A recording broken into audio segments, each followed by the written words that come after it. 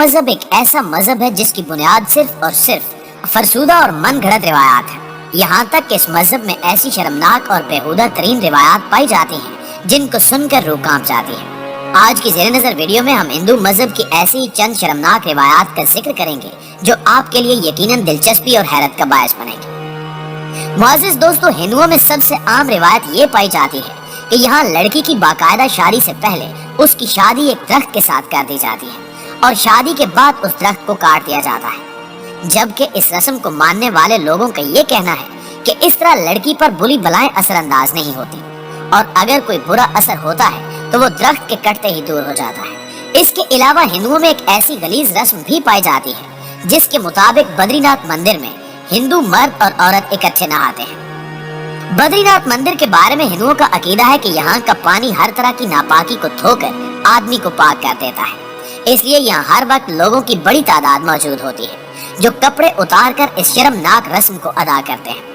ऐसा ही एक मंदिर भारतीय रियासत उत्तर प्रदेश में भी मौजूद है जो राजस्थान की सरहद पर हरे भरे जंगलात के इलाके में कदरे एक गैर मारूफ अनोखा मंदिर है जो ज़ियारत के बाद गुनाहों से पाक साफ होने का सर्टिफिकेट भी फराहम करता है।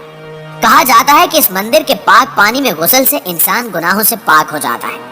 यही वजह है कि इस मंदिर के बाहर अकीदतमंदों की कतार लगी रहती है। इस हवाले से मंदिर के पुजारी जगदीश शर्मा कहते हैं कि सन 1947 से अब तक 6 पुजारी रह चुके हैं और इनकी जानिब से जारी किए गए तमाम सर्टिफिकेट का रिकॉर्ड भी मंदिर के पास मौजूद है। ये मंदिर लॉर्ड शिवा का है और कबायली लोगों में खास तौर पर मकबूल है।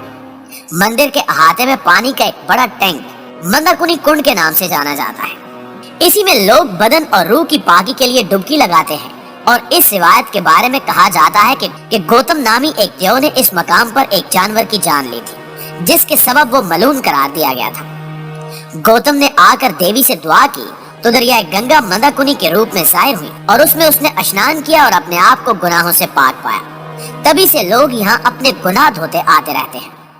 सर्टिफिकेट देने के लिए मंदिर के पुजारी सिर्फ 15 रुपए चार्ज करते हैं और मंदिर से जारी की जाने वाली सनद में इस बात की तस्दीक की जाती है कि फलां शख्स ने उस मंदिर की ज़ियारत कर ली है और मंदाकुनी कंडम में नहाने के बाद उन्हें गुनाहों से पाक करार दिया जाता है।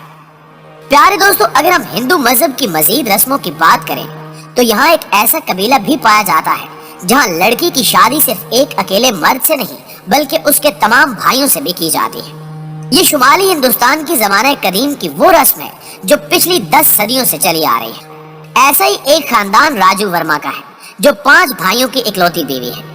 वर्मा खानदान रियासत उत्तराखंड के शहर देहरादून के एक तही इलाके में रहता है।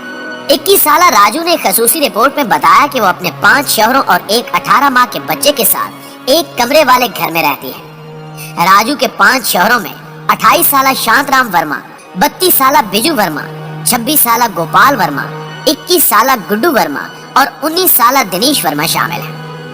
राजू वर्मा का कहना था कि वो शादी से पहले ही जानती थी कि वो एक ऐसे घर में जा रही है जहां 5 भाई उस अकेली के इंतजार में बैठे हैं। राजू ने मजीद ये भी बताया कि खुद उसकी माँ भी 3 भाइयों की मुश्तरका बीवी थी, इसलिए इन कबाइल की खवातीन के लिए ये सब कुछ कोई नई या हैरान कुन बात नहीं है।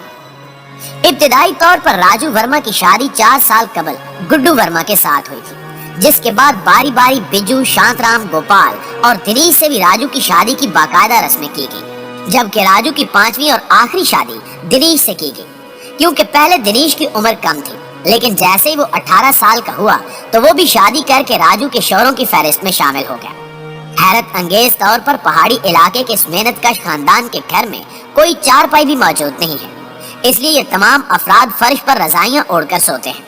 सब भाइयों की ये अकेली बीवी हर रात एक अलग शौहर के साथ सोती है। राजू का कहना है कि वो खुद भी नहीं जानती कि इसके इकलौते बच्चे का असल बाप कौन है, क्योंकि मुझे हर रात एक नए शौहर के साथ गुजारना पड़ती है। राजू से सबसे पहली शादी करने वाले और कानूनी तौर पर उसके वाहिद कफील गुड्डू वर्मा का कहना है कि हम सब भाई बारी बारी राजू के साथ हम बिस्तरी करते हैं, लेकिन मुझे कभी जलन महसूस नहीं हुई, बल्कि सच तो यह है कि हम सब बहुत खुश हैं। राजू ने बताया कि इसे बारी बारी सब भाइयों के साथ रात गुजारना होती है, लेकिन वो खुश है क्योंकि उसे एक शौहर रखने वाली बीवियों की निस्बत ज्यादा तवज्जो और प्यार मिल जाता है। इस रस्म यानी एक औरत के कई शौहर रखने की रिवायत का ताल्लुक हिंदुओं की संस्कृत जमाने की मुकद्दस नज़म महाभारत से जोड़ा जाता है, जिसमें बताया गया है कि पांचा के एक बादशाह की बेटी द्रौपदी ने भी 5 भाइयों से शादी की थी। ये रस्म खत्म होते होते अब हिमालय के पहाड़ों के नजदीक वाक़े इन हिंदुस्तानी और चीनी देहातों तक महदूद रह गई है, जहाँ पर अब भी पुरानी रस्मों पर चलने वाले कबाइल आबाद हैं। ये कबाइल इस घटिया गरीब रस्म का दिफा करने के लिए इसके 2 जवाब फराहम करते हैं, जिनमें से एक तो ये है कि एक खातून की किसी एक के घर कई भाइयों से शादी करने से विरासती जमीन उस खानदान से बाहर जाने से बच जाएगी, जबकि दूसरा जवाब ये है कि ये रस्म इन कबायली इलाकों के नौजवानों के लिए बीवी तलाश करने में आसानी पैदा कर देती है, जहाँ पर लड़कियों की पैदाइश की शरह लड़कों की निस्बत बेहद कम है। कानूनन जुर्म होने के बावजूद इन कबीलों ने न सिर्फ इस रस्म की इजाजत दे रखी है, बल्कि कुछ कबाइल तो इस रस्म पर इतनी सख्ती से चलते हैं कि अगर कोई शख्स इस रस्म की वजह से शादी से इनकार कर दे तो उसे कबीले से ही निकाल दिया जाता है। अब रह गई ये बात कि विरासत के तनाज़ात से बचने के लिए बच्चे की वल्दियत का पता कैसे चलाया जाए, तो इसके लिए डीएनए टेस्ट करवाने के कुछ हालिया वाकयात सामने आए हैं। मुअज़्ज़िज़ दोस्तों, इसके अलावा भारत में एक ऐसा इलाका भी मौजूद है जहाँ मजहब के नाम पर लड़कियों से जिस्म फरोशी करवाई जाती है। इस हवाले से तहकीककार सारा हैरिस बताती हैं कि उन्होंने भारतीय रियासत कर्नाटका में 2 साल ऐसी खवातीन के हालात जानने में गुजारे जिन्हें भगवान के नाम पर जिस्म फरोशी पर लगा दिया गया था। सारा कहती हैं कि 2008 में इनका पहली दफा देवदासी कहलाने वाली खवातीन के साथ आमना सामना हुआ। ये खवातीन आम जिस्म फरोश खवातीन से खासी मुख्तलिफ नजर आती हैं, जबकि ये मजहबी रूप में होती हैं, रंग बिरंगे लिबास पहनती हैं और जेवरात का इस्तेमाल भी करती हैं। लेकिन बदकिस्मती से गाहकों के लिए इनमें और आम जिस्म फरोश खवातीन में कोई फर्क नहीं है। वो बताती हैं कि सिर्फ रियासत कर्नाटका में ही ऐसी खवातीन की तादाद 23,000 से ज्यादा है, जिन्हें उनके अपने घर वालों ने ही देवदासियां बनाने के लिए मंदिरों और पुरोहितों को बेच दिया था, जो इनसे शर्मनाक धंधा करवा रहे थे। सारा कहती हैं कि अगर तारीख का जायजा लिया जाए तो ये शर्मनाक रिवायत 14 से 1500 साल पुरानी है, जब कदीम भारत में लोग अपनी नौउम्र लड़कियों को अफजाइश नस्ल की देवी यलामा से मंसूब करके मंदिरों में छोड़ दिया करते थे। इब्तिदाई दौर में ये देवदासियां अमूमन मंदिरों की देखभाल किया करती थी और मजहबी रसूमात में शिरकत करती थी, लेकिन बाद अज़ां इनमें गाने बजाने और उमरा और नवाबों की तफरीह तबा का एहतमाम करने का रिवाज भी आम होने लगा। और फिर चंद सदियां बाद ये मजहबी रिवायत इस कदर जवाल पजीर हो गई कि देवदासियों का हिंदू मत की इबादत और रसूमात से ताल्लुक तकरीबन खत्म हो गया और ये महज जिस्म फरोश खवातीन बनकर रह गई। नाज़रीन ग्रामी, इनके अलावा भी हिंदू मजहब में ऐसी बेशुमार शर्मनाक रसूमात पाई जाती हैं जो इस मजहब की असलियत से पर्दा उठाती नजर आती हैं। इस बात में कोई शक नहीं कि इस्लाम ही वो सच्चा दीन है जिसमें हर जी रूह को हकूक से नवाजा गया है और किसी को भी कमतर नहीं समझा गया। जी तो प्यारे दोस्तों, ये थी हमारी आज की वीडियो कैसी लगी कमेंट करके हमें भी जरूर बताइएगा। इंशाल्लाह आपसे मुलाकात होती है अगली वीडियो में।